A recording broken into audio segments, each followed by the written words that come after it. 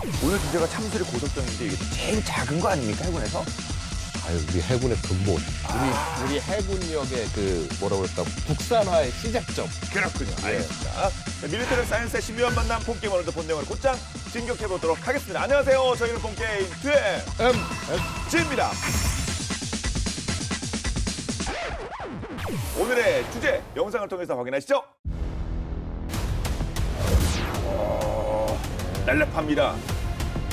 예전에 참 이 배로 엄청나게 북한의 저것도 맞고 온몸으로 막아냈죠. 온몸으로 막고. 네, 지켜냈죠, 우리 서해를요.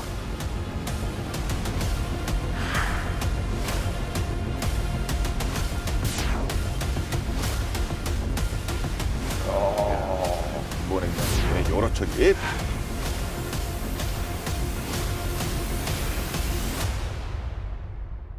해양 강국 대양 해군을 향해 힘차게 항해 중인 대한민국 해군 8,200톤급의 최신 이지스 다산 정약용 함부터 3,600톤급 잠수함 장영실함 역시 또 3,600톤급 차세대 호위함인 울산급 배치 3 경북함 전남함 등이 진수를 마치고 2026년 그러니까 올해죠. 자, 올해 인도될 예정인데요.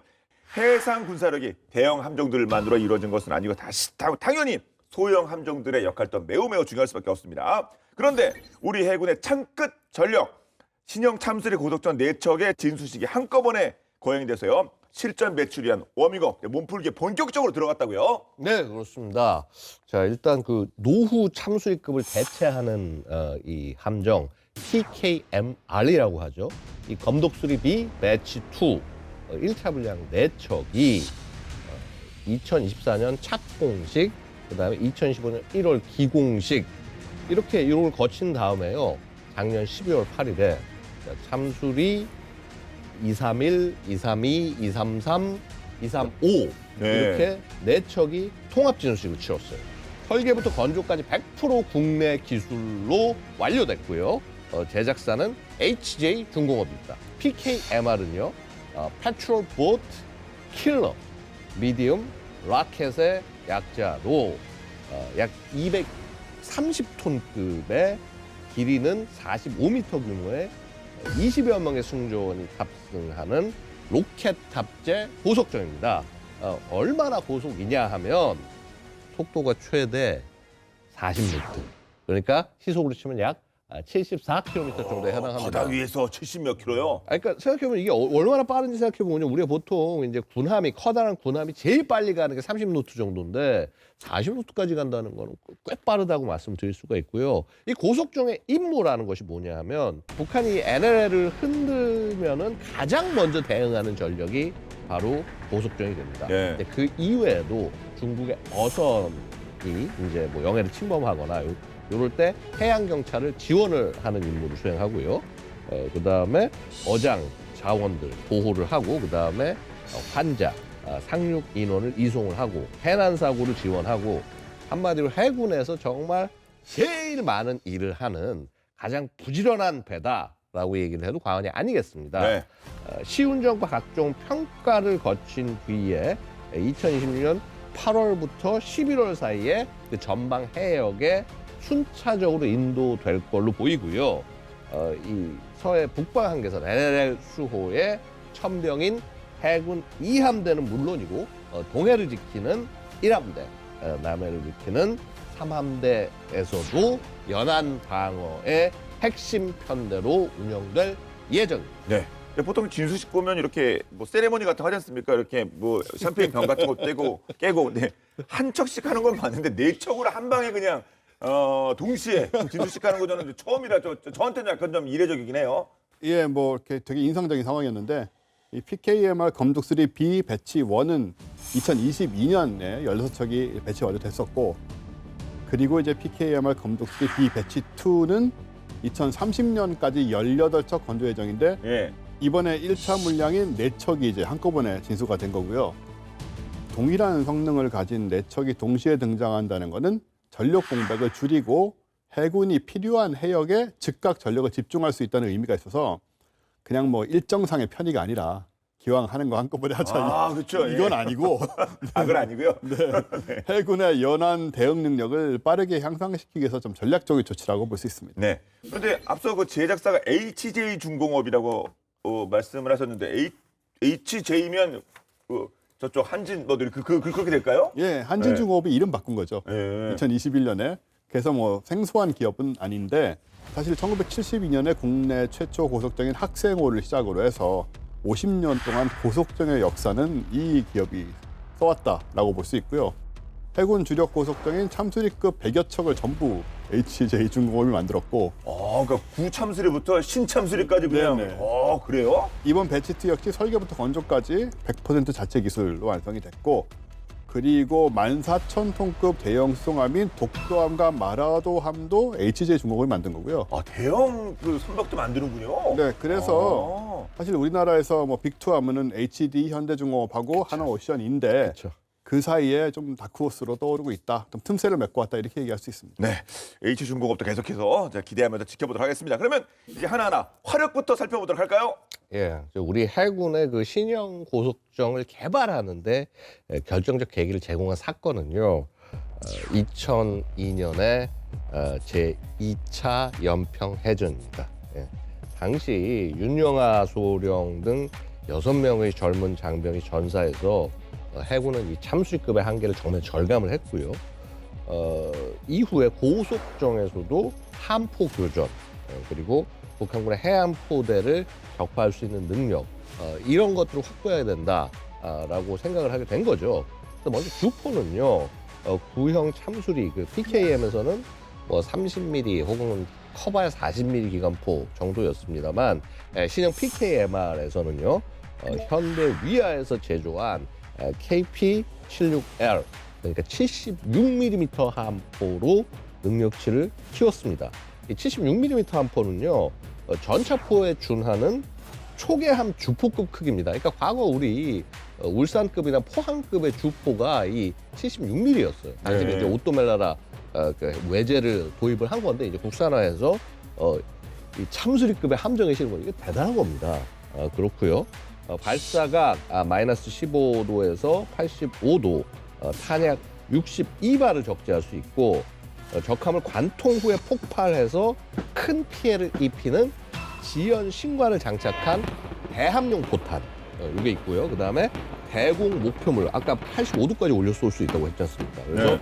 대공 목표물에 이제 인접하면은 폭발해서 공중 위협을 제거하는 근접 신관을 장착한 대공용 포탄 이렇게 두 가지가 있어서 수상, 공중 양쪽의 위협을 모두 상대할 수 있습니다. 최대 사거리는요 무려 16.3km고요. 분당 연사 속도가 무려 100발입니다. 와. 예.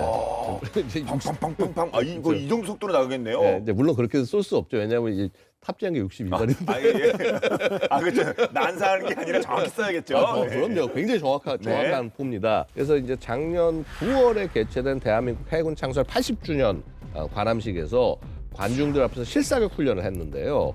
포를 쏘는 느낌이 아니라 마치 우리 기관총을 쏘는 그런 느낌이었다. 이런 후문이 있습니다. 예. 확실히 100발 연사 속도가 그 정도의 파워를 만들어내는 것 같습니다. 예. 그리고 이 PKMR의 R이 로켓이잖아요. 로켓 예. 예. 130mm의 유도 로켓인 비룡이 해군 함정 최초로 탑재가 됐고요. 보시는 게 지금 비룡이죠. 130mm니까 이제 한 뼘 반 정도 두께라고 보시면 되고요. 그렇겠죠. 예. 13cm. 예. 네네. 그러니까 우리에게는 사실 해성 대함 미사일이 있는데 이거를 공기 부양정이나 고속정 같은 좀 빠른 소형 표적에 쏘기에는 좀 비쌉니다. 한 기당 20억 원씩 하니까 예. 좀 과비용 과무장이라는 그런. 그렇죠. 적절하게 써야죠 뭐든지. 네. 예. 그래서 이제 경제성을 바탕으로 정밀 타격이 가능한 유도 무기를 개발하는 것에 초점을 맞춘 거고요. 차량 탑재형 지대함 유도 무기였던 그 비공을 기반으로 사거리를 연정하고 탄두 위력을 강화해서 2017년 9월에 개발을 완료했습니다. 이거는 한 기당 2억 원 수준이니까 10분의 1이네요. 네, 뭐 차이가 많이 나고요. 예. 발사 영상 준비되어 있는데요. 이렇게 오. 네. 전뭐 거의 맨패드 정도의 그 정도인 줄 알았는데 이게 엄청 센 게 날아가는군요. 130mm라니까 이게 작지 않아요. 저 생각보다 훨씬 센 게 튀어나와가지고 깜짝 놀랐습니다. 이 정도예요? 2억짜리, 2억짜리. 와, 예. 예, 그래도 뭐 20억보다는 싸지만 이게 싼 건 아닙니다. 든든합니다. 일단 쏘는 거 자체가 예. 사거리는 20km로 그 접적 해역에서 적 해안포의 화력 도발을 막아낼 수 있는 그런 능력을 기대하고 있고요. 또 지연시관이 장착돼 있어서 명중시의 적합의 간판을 뚫고 들어가서 함 내에서 폭발을 하는 탄두 중량 8kg의 고폭탄을 가지고 있으니까 소형 선박은 일격의 격침이 가능하다. 네. 그리고 중간 경로 안내는 GPS, INS와 더불어서 표적의 위치를 실시간으로 전송해주는 업링크 기술을 적용을 하고 있고요. 또 종말 단계에서는 그 IR, 적외선 센서를 통해서 표적에 정확하게 타격을 할 수 있고 또 3개 이상의 목표와 동시에 교전도 할 수 있어서 대응력이 굉장히 우수하고요. 총 12발을 장전해 둘 수가 있습니다. 현재 북한이 운용 중인 45노트급, 빠르죠. 83km니까. 공방급 공기부양정이나 또 48노트급, 시속 88km나 내는 농어급 고속정 함선들의 그 기습 상륙 시도 이런 거를 이제 격파할 수 있다. 이렇게 네. 생각하고 있죠. 그렇군요. 12발 장전이라. 그럼 뭐 대함, 대공, 뭐 대지 뭐 전천후인데요. 이미 참수리 고속정은요? 네, 그리고 이제 우리가 또 하나 원하는 게 있다면 또 대잠수함전 이런 건데 수중 작전도 가능해요? 이게 뭐 제한적이긴 하지만 네. 일단 대잠수함전이 가능하고요. 왜냐하면 함수에 SS 2030 HMS 소나가 장착이 돼 있고 또 한미에는 사이드 스캔 소나 리프트도 장착이 돼 있어서 대형 함정이 작전을 수행하기 좀 제한이 있는 그런 저수입 영역, 뭐 화해가 되게 그렇잖아요. 네. 북한의 연어급 잠수정 같은 이 수중 세력을 탐지하기에 좋고요. 또 한미에는 KH-740 소형 풍뢰도 장착이 돼 있어서 대잠 전투 지시를 받은 경우에는 또 풍뢰를 투하할 수도 있습니다. 와, 이거 그 작전 그 수행 여부에 따라서 잠수함도 박살내버릴 수가 있는 게 참수리 고속정이군요. 오, 짱인데요?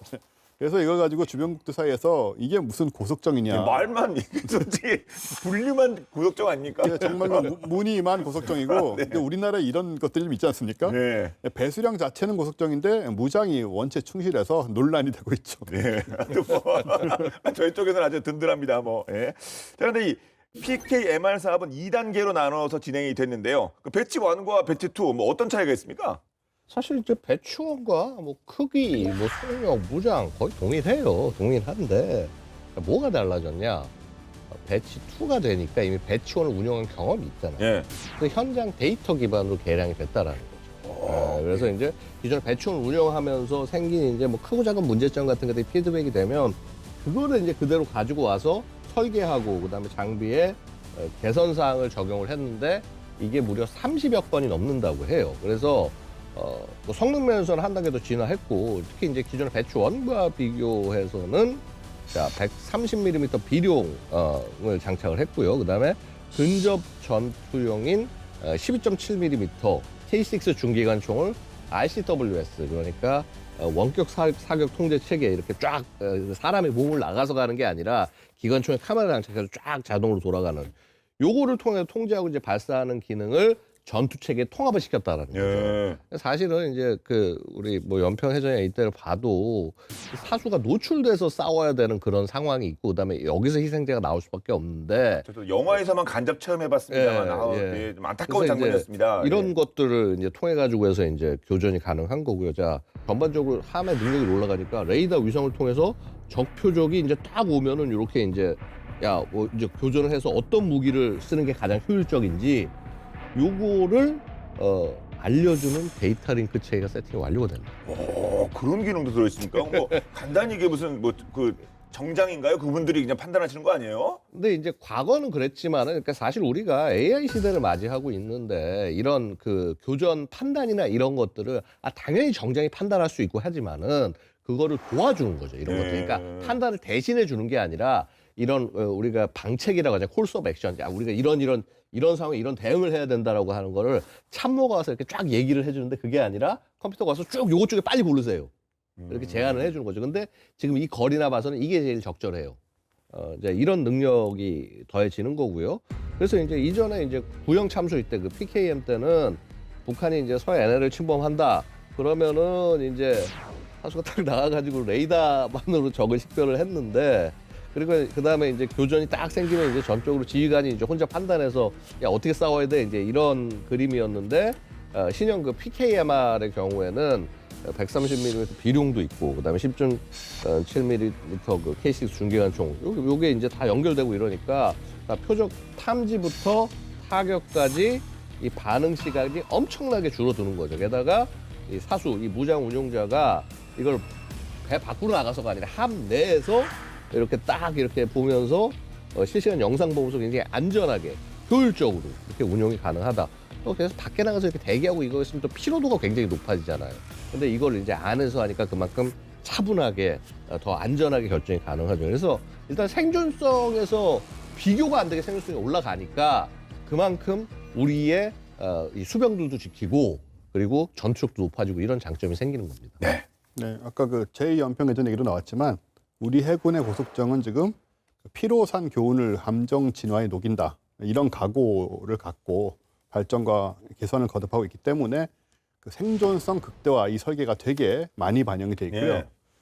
방탄 방화 성능을 강화한 핵심 부역하고 그다음에 내충격 설계, 방화 격벽, 스텔스 건조 공법까지 다 적용이 돼 있고 특히 이제 양식장이 많다 보니까 서해 쪽은 이 폐그물이나 부유물이 이제 추진 프로펠러에 유입돼 가지고 중단되는 사태들이 생긴단 이렇게 막 말이죠. 감기고 막 이런 일이 발생할 수도 있겠군요. 예. 이게 상황에 따라서는 굉장히 위험할 수 있거든요. 그래서 추진 방식에서 워터제트 방식을 도입을 했는데 쏘는 거요? 예, 우리 저 제트스키라고 그러죠. 예. 그거 보면 이게 나오는 그런 이제 추진 장치인데 이제 프로펠러가 있긴 합니다만 내부에 있죠.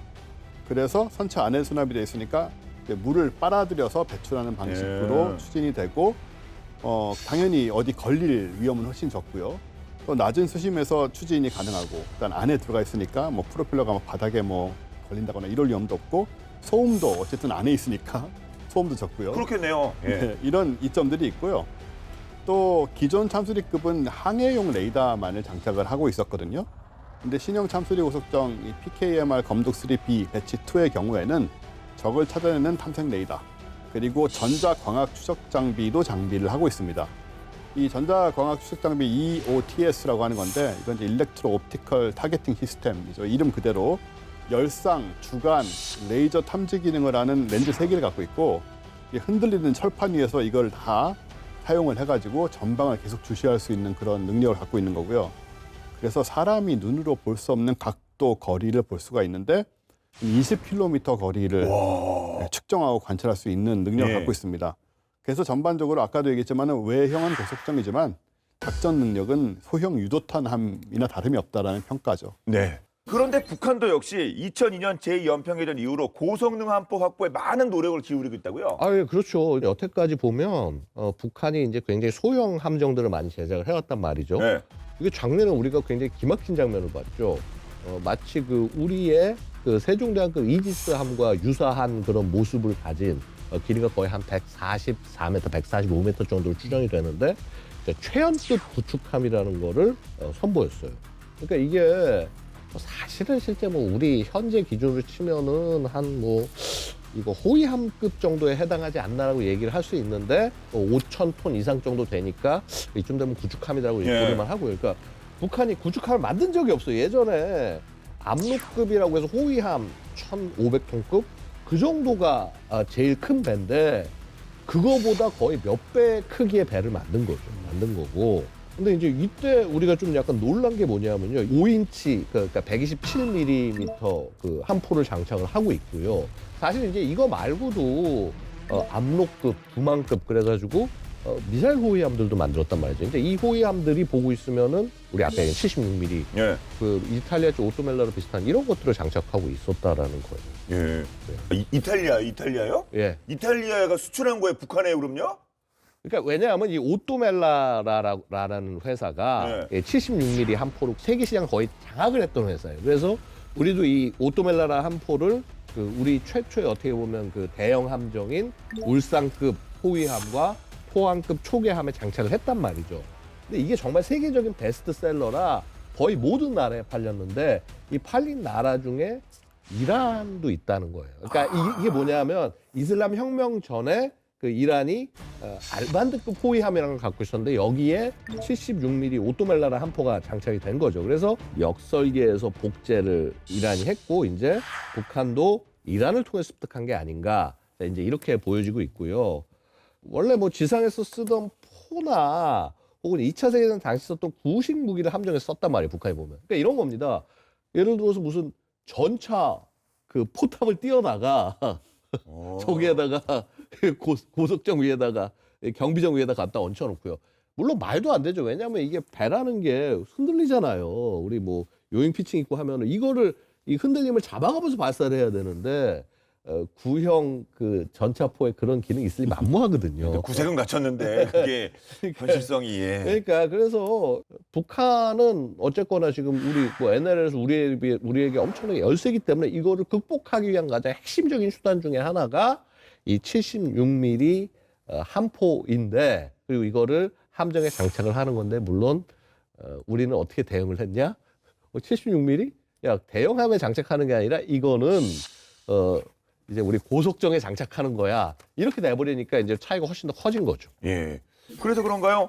북한이 우리 해군의 고속정을 위협하기 위한 해군 신형 지상대상 미사일 바다수리 6형을 공개했다고 하는데 이게 꽤 위협적일 수 있는 거 아니겠습니까? 네, 2024년 2월에 발사 장면이 공개가 됐는데 이제 지금 보시는 이렇게 이동식 발사대에서 비스듬한 각도로 발사되는 거죠. 회상 미사일이 지금 솟구치는 게 보이고요. 레이더와 광학 탐색기를 이중으로 가동해서 목표를 잡고 고체 연료 부스터로 해안선을 따라서 초저공 비행하는 방식인데 아마 러시아제 지대함 미사일인 우란을 개량한 것으로 추정이 되고요. 원래 지대함 미사일인데 함대함 미사일로 개조해서 달려면 아마 함정 본체와 연결된 그 연통 사이 공간에다가 따로 둔 발사대에다가 넣어서 쏘지 않을까 이렇게 보여집니다. 보통 막 이 정도 되면 수직 발사관, 뭐 VLS 뭐 이런 데에서 그렇게 쏘는 거 아니겠습니까? 근데 이게 이제 보고 있으면은요, 보통 요런 그 대함 미사일들, 미국 같은 경우 하픈 같은 거 있지 않습니까?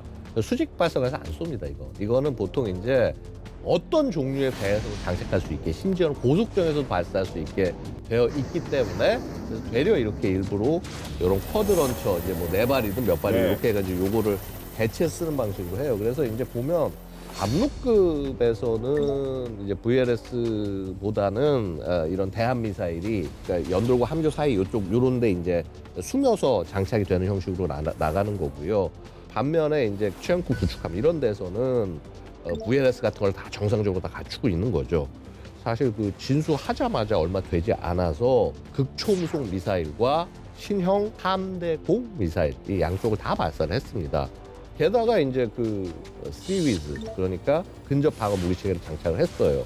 그래서 이게 러시아에서 쓰는 게 이제 AK-630이라고 그래서 게틀링을 이제 쌍밀 게틀링을 장착을 해가지고 이제 돌리는 그런 체계가 있는데 요거 장착을 했고 그 다음에 판찌르라고 그래서 단거리 미사일과 이제 이런 것들이 복합된 무기체가 있는데 그거를 원래 지상에도 쓰지만 함정에서 쓰거든요. 그것까지 올렸습니다. 사실은 이게 또 게다가 놀라운 게 기억하시겠지만 작년에 이걸 2척을 내놨어요. 2척을 건조를. 그리고 사실 3척을 하겠다고 얘기를 하고 있습니다. 그래서 3척을 만들겠다고 얘기하고 2척까지 지었어요. 그래서 이제 첫 번째 함이 최연함이 된 거고 두 번째 함이 강건함이라고 이름을 붙였는데 기억하시면 두 번째 함은 진수하다가 옆으로 배가 넘어져가지고 바닥에서 물속에 잠긴 거를 그거 불과 한 2주, 3주 만에 배를 갖다가 다시 세워가지고 진수를 다시 시켰단 말이죠. 물론 이게 말도 안 되는 얘기가 배가 옆으로 넘어가서 침수가 돼 들어왔으면 그 안에 있는 전자장비 물에 다 젖었을 거거든요. 그럼 그거 다 뜯어낸 다음에 사실 새롭게 전부 해가지고 하는 데만 해도 수개월이 걸려요. 수개월 이상이 걸립니다. 근데 세웠다가 다시 올린 다음에 야 이거 문제없어 하고 바다로 내보낸다?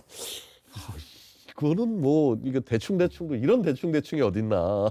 누구에게 보여주기 위함 아닐까요? 맞습니다. 사실 정확한 표현이세요. 보여주기 위함이라고 볼 수 있는데 자 그럼에도 불구하고 북한이 그동안 이제 해양의 능력이나 이런 것들 원래 보면 공산권 국가들이 이렇게 이 해군력에 대한 별로 이런 집중을 하지 않았어요. 과거 소련을 봐도 그렇고요.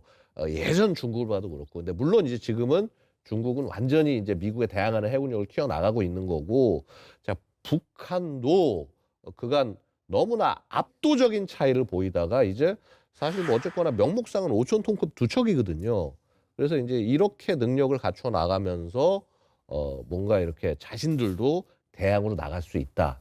이거는 제가 볼 때는 아마 스스로뿐만 아니라 중국이나 러시아의 그 해군력을 좀 끌어들이기 위한. 왜냐하면 거기랑 같이 해군 훈련을 하려고 그러면 쪽배 타고 나가서 할 수 없거든요. 뭐 1,000톤, 2,000톤급짜리 끌고 그렇죠. 나가서 예. 같이 훈련이 안 돼요. 근데 이런 배를 갖고 있다. 그걸 간으로 같이 훈련이 되고 훈련을 빌미로 해서 그 나라에 있는 그 뭐 중국과 러시아의 배들을 자기 해군 군함에 갖다 놓고 자 그런 식으로 억제력을 추구해 나갈 가능성 우리가 주의해야 된다는 거죠. 알겠습니다. 자, 우리 해군은 1978년 초반부터 1991년 13차 사업까지 모두 100여 척의 참수리급 고속정을 건조했는데요. 현재 후기형 20여 척에 전기형, 중기형은 모두 퇴역한 상태라고 합니다. 이 퇴역한 참수리급은 무상 또는 척당 100달러, 한 15만 원이라는 상징적인 수입 가격의 개발도상국에 활발하게 공유가 이루어졌다고 했는데 그 안에 아주 흥미로운 이야기가 담겨 있다고 합니다. 본방야사에서 살펴보겠습니다.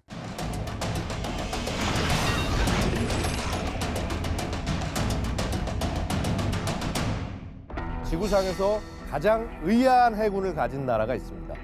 그 주인공은 여기 카자흐스탄. 삼면이 바다로 둘러싸인 반도국가 대한민국에서는 잘 실감되지 않을 수 있지만 지도를 아무리 들여다봐도 바다 한 줄기도 연결되어 있지 않은 나라가 바로 카자흐스탄인데요. 그런데 이 바다 없는 내륙 국가에서도 해군을 운영하고 있다는 사실 알고 계시나요? 그리고 더욱 놀라운 점은 카자흐스탄이 자국의 첫 해군 고속정으로 선택한 함정의 전체가 바로 대한민국의 구형 참수리급이었다는 것이죠. 대체 어떻게 된 연유인지 지금부터 카자흐스탄 해군의 숨겨진 비밀을 파헤쳐 보겠습니다.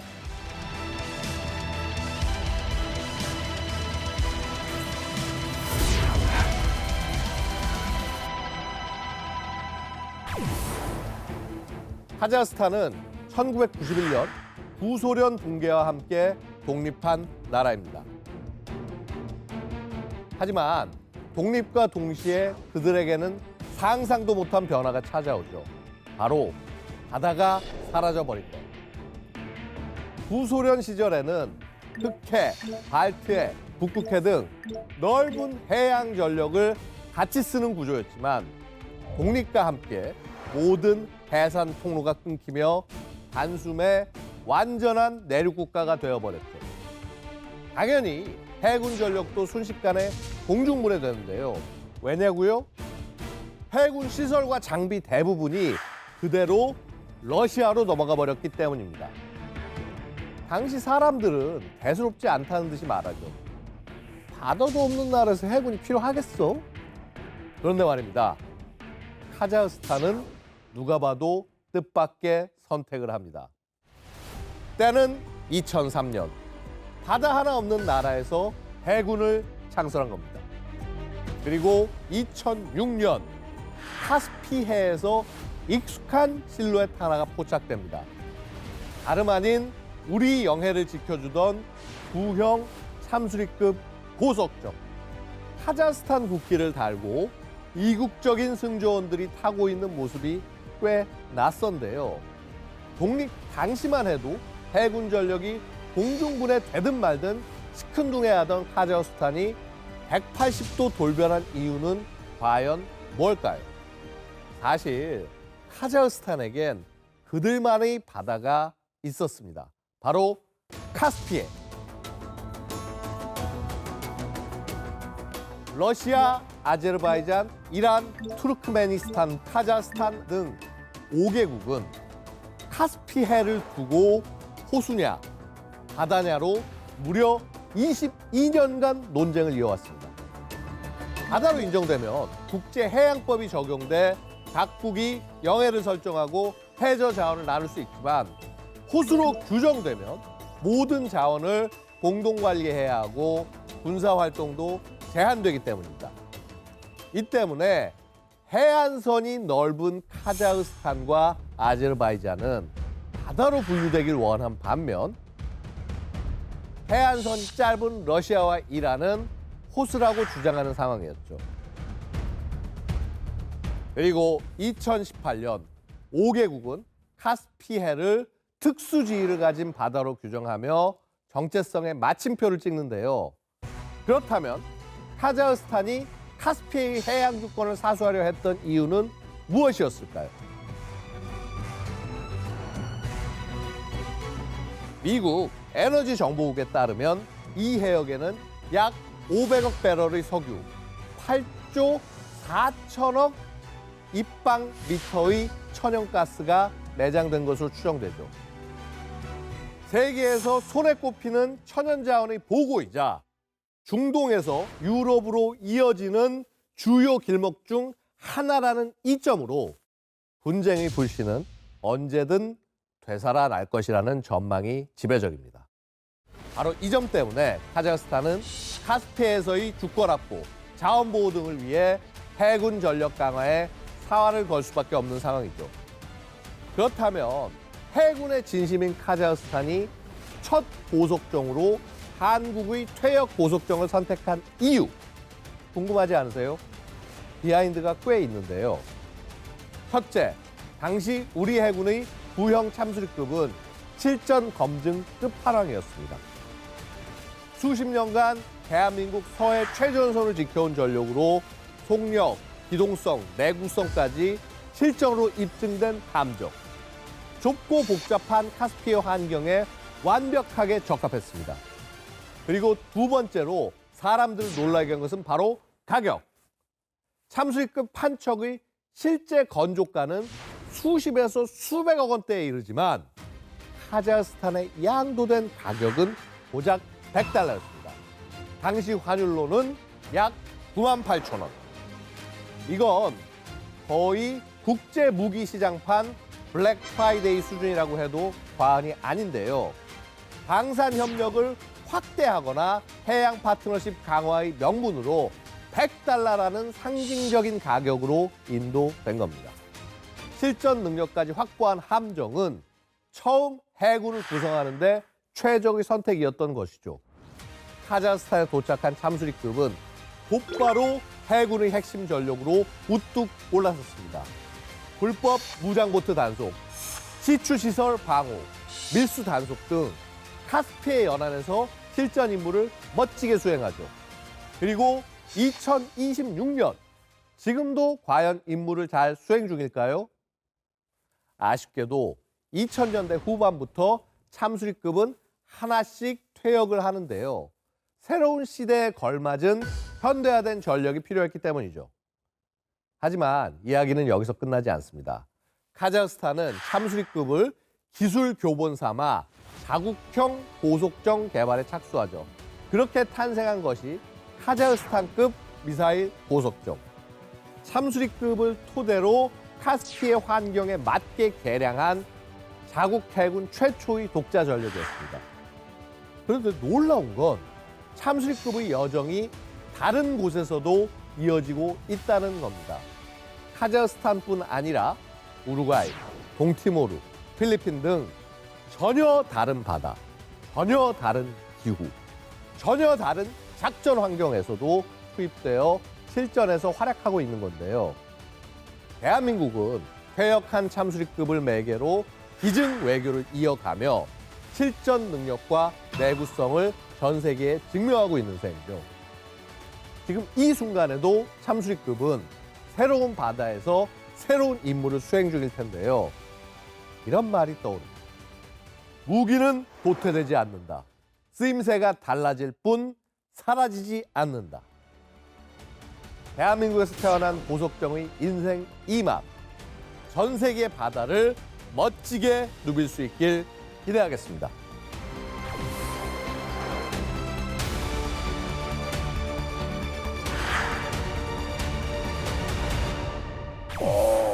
참수리급을 기반으로 해서 그 바다도 없는데 이 카자흐스탄의 미사일 고속정 개발에 영향을 줬다. 뿌듯해집니다. 예, 그 내륙국은요, 그 바다가 없다는 그 특성 때문에 뭐 무역, 외교, 군사 이제 모든 면에서 불리한 경우가 많아요.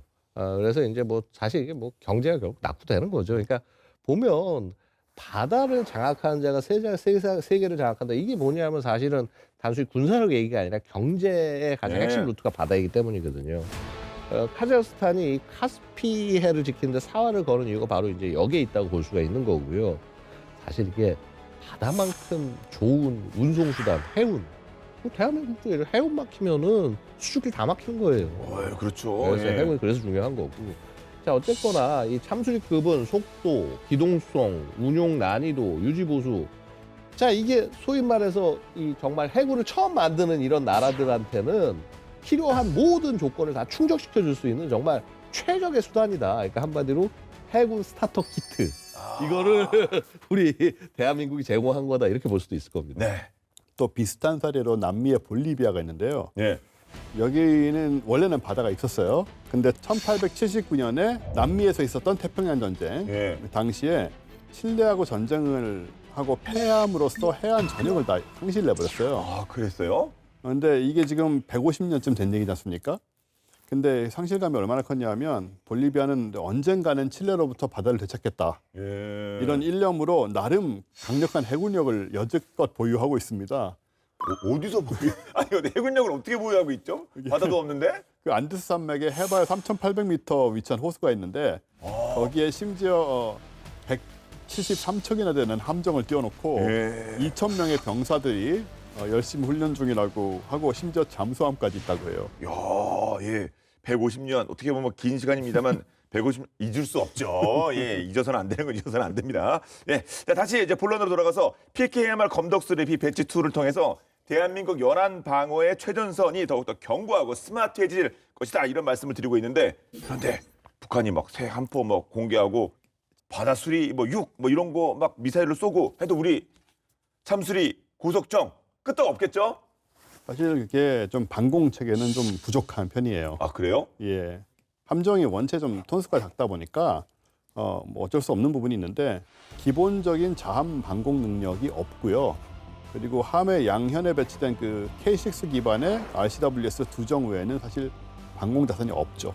그러니까 우리가 그 피격되는 상황도 이렇게 당연히 염두에 뒀을 거 아닙니까? 근데 그 대책은 뭐랍니까? 그래서 이렇게 얘기를 들어보면 이게 정말 대책이 없다고 생각할 수가 있는데 네. 사실은 이런 작은 함들에서 대공 방어는 별로 중요하지가 않습니다. 왜 그러냐면은 이 대공 능력이 있어도 쓸 일이 별로 없고 특히 이런 작은 고속정들에 붙는 그런 대공 장비로는 뭐 전술기나 헬기에 맞서기도 좀 무리고 예. 또 대함 미사일을 상대할 경우에는 오히려 레이더를 교란하는 그 전자 대응 수단인 그 ECM 장비를 가동을 하면서 빨리 현장을 이탈하거나 다른 플랫폼의 지원을 받는 게 훨씬 일반적이거든요. 그래서 한마디로 호위함이나 구축함의 함대 방공 안으로 빨리 도망가야 된다. 이게 정상적인 예. 방법입니다. 어허. 특히나 이게 배치 2에서는 전자전 대응 능력이 좀 획기적으로 향상이 됐거든요. 현대전에서 필수적인 그 항제밍 기능이 이제 강화된 점이 특히 주목할 만하고, 그래서 적의 전파방의 공격 속에서도 위치 정보를 잃지 않고 작전을 수행할 수 있고요.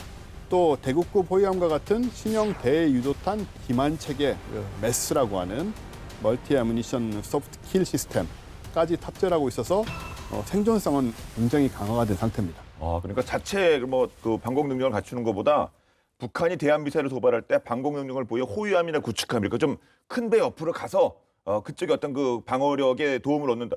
생각해 보니까 이게 더 나을 수도 있겠는데 그 조그만 배 이것저것 다 우겨넣으면 이두저도 안 될 수 있는 거 아닙니까? 그렇죠. 그러니까 용도에 따라 다 틀려지는 거예요. 그러니까 예. 뭐 예를 들어서 뭐 오토바이나 자동차 관계, 뭐 혹은 되게 날렵한 스포츠카와 커다란 트럭의 관계. 그러니까 서로 이게 해야 되는 임무가 다른 거예요, 성격이. 최대 속도에 이르면은 사실은 이게 바다의 저항을 그대로 다 받아가면서 속력을 내는 게 거의 불가능하거든요. 그러니까 마치 우리 왜 물수제비 던져서 수면에 튀어오르면서 날아가는 방식의 소위 표면 효과, 서피스 이펙트를 활용을 한 그런 배들도 있고요. 뭐 이런 거죠. 이렇게 빨리 움직이다 보면 대형 함선은 예를 들어서 뭐 어뢰가 날아오는데 뭐 확 피하거나 이게 불가능하지만 소형은 가능하단 말이죠. 그래서 뭐 구식 어뢰나 무유도 로켓 정도는 이제 충분히 피할 수가 있고요. 근데 이게 이제 결국은 뭐냐 하면 이게 추진체계가 그래서 중요하다. 엔진이 중요하지 않겠습니까? 엔진 중요하고 그다음에 엔진을 어떻게 그 엔진의 추력을 바다로 내보내냐가 중요한데 네. 특히 이제 그 PKMR 검독수리 B 배치 2는 이제 엔진이 디젤 가스 혼합 터빈 방식이 이제 적용이 됐어요. 그래서 그 제너럴 일렉트릭의 LM500 가스 터빈 2기에다가 캐터필러의 C32 디젤 엔진 2기. 이 방식 뭐라 그러냐면 코데그. 디젤하고 가솔린을 컴바인한 방식이라서 코데그라고 얘기를 하는데 이거는 평소에는 이제 연비 주행을 하려면 디젤을 써야죠, 그렇죠? 예. 자, 근데 디젤은 문제는 뭐냐면 이렇게 빵 치고 나가는 가속력 낼 때는 디젤이 한계가 있죠. 이때는 뭘 쓰냐? 가스터빈을 쓰는 겁니다. 빨리 초고속 주행해가지고 해서 뭐 벗어나거나 이럴 때는 써야 될 거 아닙니까? 그래서 바로 이런 능력을 사용해서 최대 40노트, 그러니까 시속 76km 이상의 고속 주행을 할 수 있다 이렇게 말씀드렸습니다. 근데 솔직히 40노트 이게 엄청 빠른 그 스피드인 것 같은데 농업급 고속정 북한 이거 50노트라면서요. 최고 속도가 일단 알려진 바에 따르면 그러면 이게 뭐 무기를 항상 쓰는 게 아니라 뭐 부딪힐 일도 있고 추격할 일도 있고 할 텐데 이거 못 쫓아가는 거 아닙니까? 10노트 갭이 있는데요. 그래서 개발된 게 이제 새로운 개념의 좀 차세대 초고속정 이런 건데 초가 붙었습니까? 하이 스피드 인터셉터 크래프트라고 하는 네. 이건 이제 배수량 100톤 미만 아주 작은. 아 그렇군요. 100톤이면 네. 최고 속력은 60노트니까 111km. 와 100km를 넘어요? 예, 이 와. 도로에서도 이게 결코 느린 속도가 아닌. 예, 그러니까요. 네. 네. 와. 이런 초고속을 발휘하는 소형 선박이고 네. 길이는 20m, 폭 4m 정도로 구형 참수위의 절반 크기고 승조원도 12명 정도고요. 이거는 이제 해안 경비는 물론이고 침투, 작전, 수송 이런 다양한 임무를 신속하게 수행 가능해서 서해안 같은 경우에는 좀 곳곳에서 치고 빠지는 전술을 구사하기에 적합하다 이렇게 보여집니다. 이 초고속정은 방위사업청이 신속 시범 획득 사업을 통해서 2016년부터 자체 개발 시작해서 5년 동안 연구개발 과정을 거쳐서 확보한 건데 미국, 영국, 이탈리아, 스웨덴 같은 군사 강대국이 운영하는 이런 초고속정하고 뭐 맞먹는다 이렇게 알려져 있고요. 여러 무장의 도입 절차를 마무리하고 지금 실전 배치 수순을 밟고 있는데 아직 뭐 실전 배치가 된 건 아닌 것 같습니다. 예. 근데 최고 속력이 60노트다. 그럼 110km 되는데 그럼 뭐 경부고속도로 뭐 제한 속도에 가까운 것 같은데요. 이게 어떻게 이렇게 빠를 수가 있죠? 일단은 뭐 선체 구조 경량화가 중요하죠. 예. 가볍게 이 차세대 고속정은 CFRP 카본 파이버 리인포스드 플라스틱스라는 이름이죠. 그래서 CFRP 초고속정으로 불리기도 하는데 이 CFRP는 이제 한마디로 탄소 섬유로 강화한 플라스틱입니다. 아, 그러니까 소위 철이 아니네요. 철이 아니죠. 예. 차세대 초고속정의 소재로는 아시아 최초로 사용이 됐고요. 또 동일 강도 대비해서 철보다 60%, 알루미늄보다 40%, 그리고 우리 많이 얘기하는 FRP 유리섬유 네. 강화 플라스틱 보다도 35%가 가볍고 인장 강도는 철보다 10배가 강한 소위 말하는 꿈의 소재 뭐 이런 건데 이게 어디 사용됐냐면은 한국형 발사체 로켓 누리호에도 사용이 돼 있습니다. 누리호에 쓰이는 건 그 최고급 소재 아니겠습니까? 네, 뭐 비싸겠죠. 아, 비싸겠죠. 네. 또 장점이 뭐냐 하면 소재가 이렇다 보니까는 부식이 거의 안 일어나거든요. 예. 특히 바다에서 굉장히 유리하고 그래서 유지 보수 비용이나 인력 절감의 효과까지도 좀 기대할 수 있는 상황이죠. 네. 근데 배수량이 100톤 미만이라고 하셨는데 그러면 거기에 장착되는 무기들은 어떨까요? 아무래도 이렇게 뭐 큰 거는 장착 못 하고요. 센 거는 용도에 맞게 중요하다고 예, 하죠. 맞습니다. 네. 맞습니다. 그래서 최대 이제 30mm의 원격 사격 통제 시스템, 그러니까 RCWS를 장착을 하고요. 이제 좌우면에는 7.62mm 기관총, 자, 선미 갑판에는 지대함 유도 로켓인 비궁을 설치를 하거나 혹은 이제 상용력 고무보트를 탑재하는 등 뭐 하여튼 이제 운용 개념에 따라서는 여러 가지 것들이 장착을 할 수가 있습니다. 근데 이제 무엇보다도 이제 여기에 무인 체계를 탑재하면은 무인 수상 경비정이 될 수 있다. 요거는 이제 엄청난 장점이 되는 거죠. 유사시 차세대 고속정이 뭐 예를 들어서 이제 북한의 그 48노트급 그러니까 시속으로 치면 한 88km 요거 이제 농업급 고속정을 추적해서 필요에 따라서는 이제 딱 뭐 미리 사전에 선제 타격도 할 수 있는 거고요. 자, 이렇게 이제 초동 대응이 굉장히 퍼펙트하게 진행이 되면은 자, 윤영학급 뭐 신형 참수리 고속정이 이제 수월하게 딱 하고 있다가 보고 있다가 이제 어느 정도 정리가 됐네 그러면 마지막으로 소위 막타를 쳐서 가라앉혀야죠. 그렇죠. 가라앉혀야 됩니다. 예. 완전히 정리를 하는 뭐 이런 것들도 기대할 수 있을 겁니다. 네. 예. 자, 우리 바다를 지킨 순관 정신을 계승하는 작지만 강력한 신형 참수리 고속정 PKMR 검독3B 배치 2가 대한민국 연안을 더욱더 견고하게 방어할 수 있게 됐다는 소식을 여러분께 전해드렸습니다. 자, 끝으로 한 말씀씩 부탁드립니다. 우리가 그동안에 이제 사실 그 대형화되는 이 함선들 얘기를 많이 했지 않습니까? 우리 해군에서. 네. 그런데 사실은 우리 현실적으로 우리 서해의 특성이라든가 북한과의 관계라든가 상황이라든가 이런 걸 봤을 때는 역시 고속정 같은 거 소형함이 얼마나 중요한가. 그리고 사실 오늘 이렇게 얘기를 하면서 이렇게 많은 우리가 고속정을 갖고 있다. 이런 것도 뭐 자주 소개가 안 되는 게 아닌가 하는 생각이 들어서 예. 이런 쪽에 우리가 기술을 또 이렇게 100% 자체 국내 기술을 갖고 있다. 이런 점들도 좀 한번 확인할 수 있는 그런 시간이 아니었나 생각합니다. 절대로 이 작은 배를 무시하면 안 된다고 말씀을 드리고 싶고요. 특히나 지금과 같이 멈티 상황으로 연결되는 상황에서는 이런 고속정들이 훨씬 더 어떻게 보면 더 중요하다. 그래서 지금 우리는 검독술이 굉장히 좀 커서 나름 사람이 탑승하는 걸 얘기했지만은 작은 단정들도 굉장히 중요하고 사실 그래서 아까 우리 잠깐 얘기했던 초고속정 같은 게 굉장히 중요해요. 중요하고 이런 부분들을 우리가 좀 더 무인체계가 적극 결합을 해서 그렇게 해서 좀 활용할 수 있게 그렇게 좀 노력을 해야 하지 않을까. 오늘 본게임 여기까지입니다. 본게임은 OTT 웨이브와 지니TV, KFN 유튜브를 통해서 언제든 시청 가능하니까요. 많은 활용 부탁드리겠습니다. 다음 수업도 화끈한 내용으로 돌아오겠습니다. 지금까지 저희는 본게임 2M G였습니다. 고맙습니다. 차대도 고속도로에 꼭 필요한 것 같은데 스피드가 지금 잘 나온다고 이게 사업이 안 되는 우선 시니까 이제 차 우리는 원장도 만들어야 되고 어떻게 해야 돼. 힘이에요 이게.